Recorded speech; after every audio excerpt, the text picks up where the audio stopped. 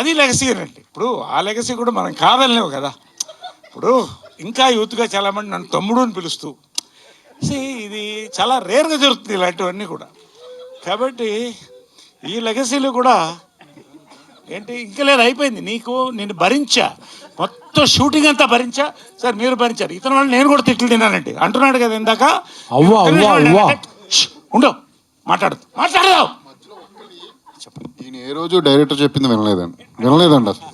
వినకపోవడం కాకుండా ఇప్పుడు ఎలాగ డైవర్ట్ చేస్తున్నాడో, నా క్యారెక్టరు నేను చేస్తే బాగుంటుందని చాలాసార్లు అతని అభిలాష, అతని బాధని వ్యక్తం చేశాండి. అంటే యంగ్స్టర్స్ ని ప్రమోట్ చేయాలి కదా, ఆల్రెడీ సీనియర్ యాక్టర్లు చాలా చేస్తాడు ఆయన.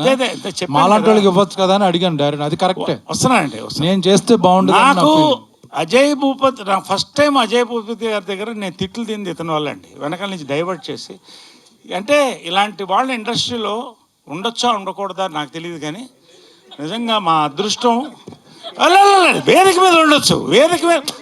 హలో, నీకు పని ఉంటే వెళ్ళిపో, అంతేగా నా పేరు పెట్టి వెళ్ళొద్దు.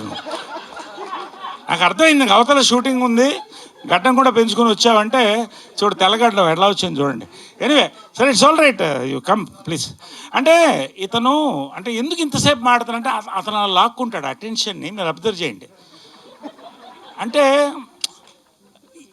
ఇతను బేసిక్ ఏంటంటే అటెన్షన్ సీకర్ అండి. అటెన్షన్ సీకరు ఉండండి. అతను స్పీచ్ మొదలెట్టినప్పుడు పెద్దరికం వచ్చింది అనుకున్నాను అండి. పోగ అర్థమైంది, ఇంకా ఆ కుర్రతనం పోలేదు. అంటే తెలుగులో సామెత ఉంది, చింత చచ్చినా పులుపు చావలేదని. ఇదండి.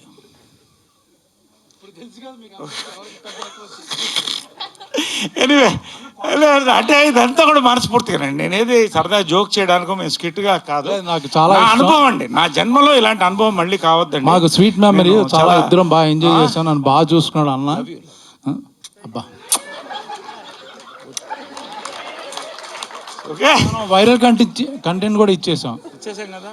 సినిమాలో ఉన్న మంచి కంటెంట్, మనిద్దరి మధ్య ఉన్న వైరల్ కంటెంట్ అన్ని అది కూడా అయింది, అయిపోయింది. సంతోషం, సక్సెస్ఫుల్. Thank you. సైలెంట్గా ఉంటే నేను క్లోజ్ చేస్తాను స్పీచ్.